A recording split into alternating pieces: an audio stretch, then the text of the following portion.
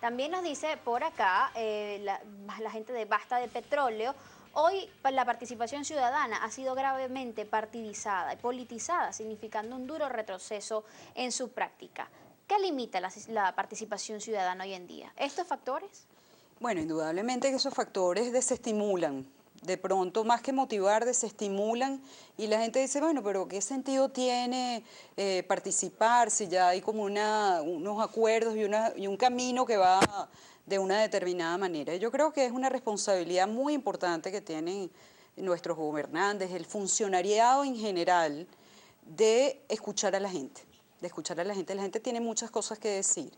En este momento, además, muchas angustias que canalizar. Entonces, ciertamente necesitamos un funcionariado que escuche. Evidentemente que esto de canalizar las protestas de la gente no es fácil. Y yo creo que lo que nosotros hemos descubierto, especialmente en este último año 2015 y lo que va del 2016 a través de este proyecto, la gente propone, es que los funcionarios están ávidos, en principio, de formación, de poder tener enfrente a una comunidad organizada que sepa, digamos, hacer los planteamientos de sus exigencias, pues sin quitarle rigor y peso y además a lo mejor el contenido de exigencia que esos planteamientos tienen, pero buscar entonces la forma en la cual más bien nos ponemos todos del mismo lado a remar juntos. Claro. Entonces, a través de este proyecto la gente propone, que lo estamos desarrollando en 9 municipios del país, que por cierto, elegimos 9 municipios en los que hubiera paridad política en la dirección de ese poder local. De manera que tenemos la mitad oficialista, la mitad de oposición, de manera de probar que efectivamente en cualquier contexto esto es posible. Funciona. Debe funcionar. Debe funcionar. Ese no era nuestro supuesto inicial y funciona, funciona.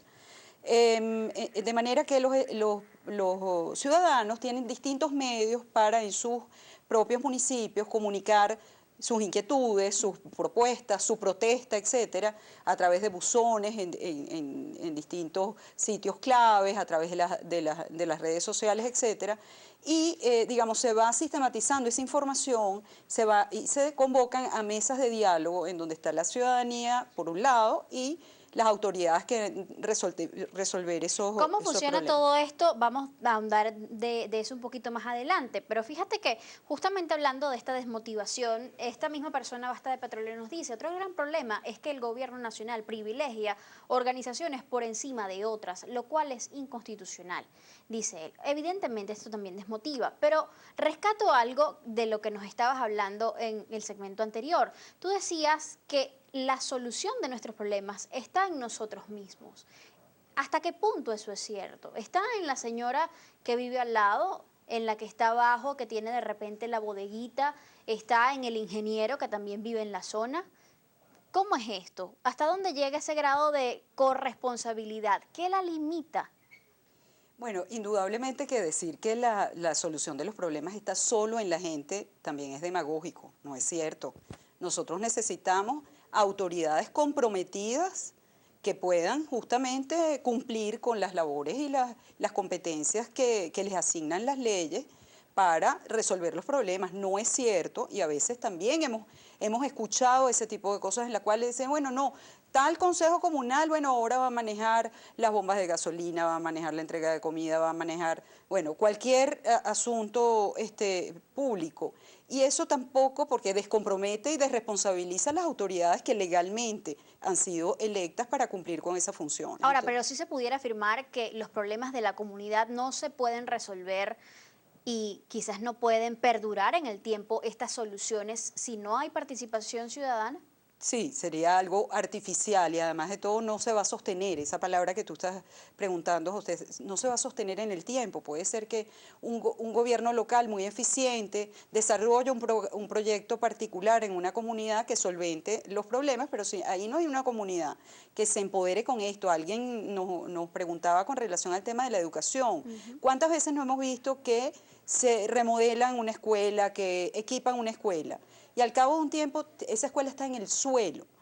¿Qué está pasando con los papás y las mamás de esa escuela de los niños de esa escuela que no están de ninguna manera comprometidos en sostener esas iniciativas. Entonces, sí hay un protagonismo de la gente que es muy importante para no solamente levantar los problemas, coadyuvar en el proceso de resolución de esos problemas, pero también hacerse cargo de lo que significa el sostenimiento de muchas cosas que digamos, no podemos pensar que el sector público infinitamente va a hacerse cargo de nuestras vidas, porque eso no tiene ningún sentido. Y es que vámonos un poquito más allá, quizás quienes oponen a los gobiernos locales, quienes se oponen a ellos, muchas veces inclusive reconocen ideas o propuestas bastante positivas para la comunidad y dicen, bueno, por fin hicieron algo bueno, pero son planes, proyectos que al cabo de cierto tiempo dejan de ser ejecutados, no se les da continuidad. ¿Por qué? ¿Hasta dónde llega el grado de responsabilidad que también tenemos nosotros como habitantes de esa comunidad en ejercer presión para que eso continúe?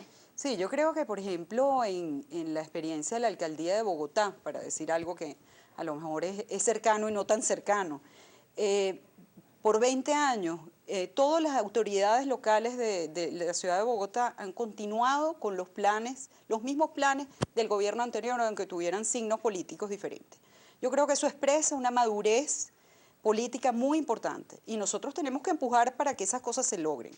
Digamos que las cosas buenas que tienen los gobiernos en cualquiera que fuera, en cualquiera de las épocas, y si es local, regional o nacional, que perduren en el tiempo y nosotros como ciudadanos tenemos que luchar para que eso sea así y bueno, las cosas que se puedan innovar y agregar, buenísimo. Hay una malísima práctica en Venezuela que es que cuando llega una nueva autoridad, inmediatamente, por ejemplo, desmantela todo el equipo gerencial de la alcaldía, de la gobernación o del ministerio. Entonces, nos rehacemos y nos reinventamos permanentemente. Claro. Eso es un sobretrabajo y un desperdicio. Un retroceso. Totalmente. Es un desperdicio de dinero y de esfuerzo, porque probablemente los que formularon el primer plan, bueno, tomaron en cuenta muchos elementos valiosos que deben poderse a lo mejor desplegar en el tiempo, que a lo mejor no dieron resultados en el corto plazo, pero insistiendo y corrigiendo, probablemente sí lo haga. Yo creo que ese tipo de cultura que está tan presente en nuestro funcionariado público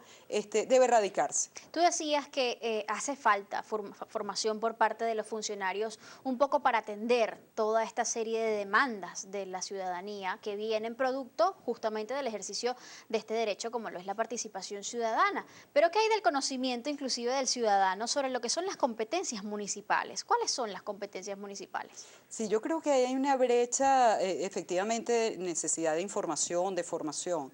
Primero, el funcionario público en general tiene que entender que es un servidor, está al servicio de la gente. Sin embargo, ¿en qué momento nos perdimos? No lo sé, pero el funcionario entiende que lo que tiene es un privilegio, tiene un puesto y tiene un privilegio. Y normalmente se desconecta de esa disposición a servir al público. ¿Y eso se ve en todas las administraciones independientemente de la tendencia política? Sí, lamentablemente política? Creo que es una conducta generalizada. Digamos, nos hemos extraviado en esa noción de servicio. Y yo creo que ese es un desafío que tenemos todos que aprender, los que ejercen el servicio y los que además de todo están exigiendo ser servidos, porque tampoco nosotros como receptores de servicios tampoco llevamos las de ganar. Claro. Normalmente deberíamos estar más acompañando en todo lo que es la Contraloría Social, que está prevista en las leyes, cómo nosotros también somos vigilantes, activos, críticos en los momentos que sean críticos y además de todo reconocedores en los momentos en que nuestras autoridades lo hacen bien, pero nosotros nos desconectamos de eso. Entonces nos quejamos de la corrupción, pero no hacemos nada para evitarla. Correcto. Lógicamente todo esto tiene que ser como un baile entre dos. Así es. Entonces necesitamos autoridades divulgando información pública que le pertenece a la ciudadanía, que normalmente pues ahora también tenemos un fenómeno del secretismo de toda la información pública, entonces el ciudadano no puede hacer Contraloría Social. De modo que necesitamos por un lado funcionarios dispuestos a servir al público, abiertos con información pública disponible para que los ciudadanos puedan, con esa información, bueno, que además de todo, estamos diciendo, ratificando, es información pública, por tanto, nos pertenece a todos, de modo que esa información es una fuente de empoderamiento muy importante para poder jugar un papel más activo y hacer más experiencias de cogobierno, corresponsabilidad, esa palabra que tú decías antes, muy importante, donde entra también la empresa privada. necesitamos empresas privadas cada vez más comprometidas con los asuntos públicos. Y creo que, bueno, que ha habido un avance en Venezuela muy importante con muchas iniciativas de responsabilidad social que están encaminadas en ese orden de ideas. Necesitamos más prácticas positivas, más compromiso de empresas privadas en sintonía con la gente y con las autoridades locales, en este caso, que puedan servir mejor y cumplir mejor su papel de agregación de riqueza en el país, porque no es nada más producir bienes y servicios en particular, sino también generar esa otra posibilidad de diálogo Claro. y cogobierno que estamos hablando. Luis Beltrán Campos nos dice también por acá, no se deben llamar a los habitantes ciudadanos, los habitantes carecen de cualidades, atributos y competencias ciudadanas. ¿Qué opinas al respecto? No, yo creo que somos ciudadanos. Obviamente vamos a ser ciudadanos más activos, podemos poner un calificativo para eso, más activos, pero ese rol de ciudadano más bien es una exhortación para cumplir con esas exigencias que tienen para ser. Pero nosotros no nos podemos conformar con ser habitantes. Yo creo que estamos en un Estado de Derecho y los ciudadanos tenemos que ser conocedores de esos derechos, de los cuales tenemos que permanentemente saber ejercer, saber reclamar y efectivamente cada vez más ser mejores ciudadanos.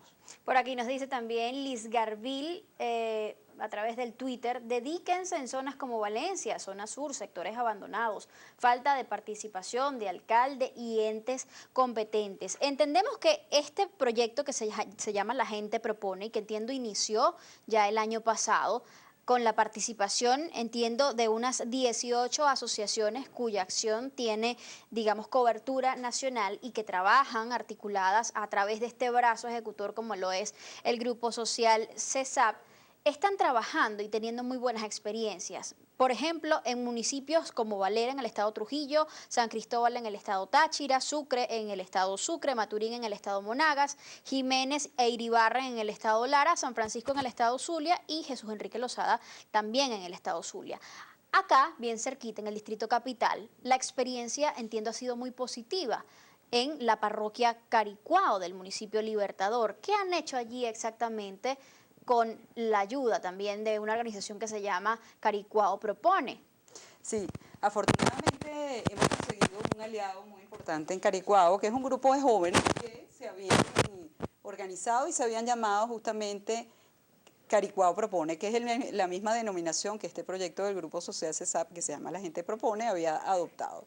Y la suma de estos dos esfuerzos, por un lado el Grupo Social CESAP con este proyecto que es nacional y Caricuao Propone, bueno, hemos empezado a descubrir una cantidad de potencialidades que tiene Caricuao. Caricuao es una parroquia, digamos, ambiental, ecológica que ha, digamos, por lo menos en su concepto, ha estado como protegiendo el ambiente o haciendo sensibilización a sus vecinos sobre esos temas, pero además porque hay muchos talentos, muchas capacidades, mucha gente profesional, muchas organizaciones que a lo largo de los años se han ido constituyendo.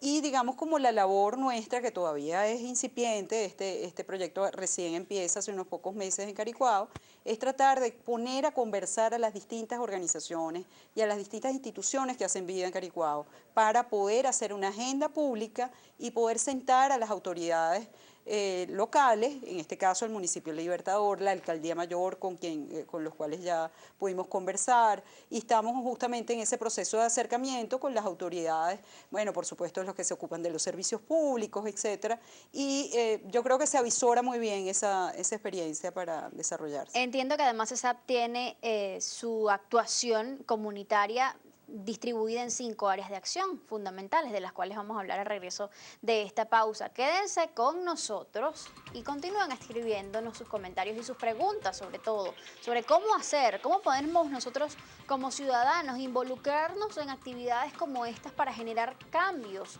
positivos para nuestras comunidades y mejorar nuestra calidad de vida.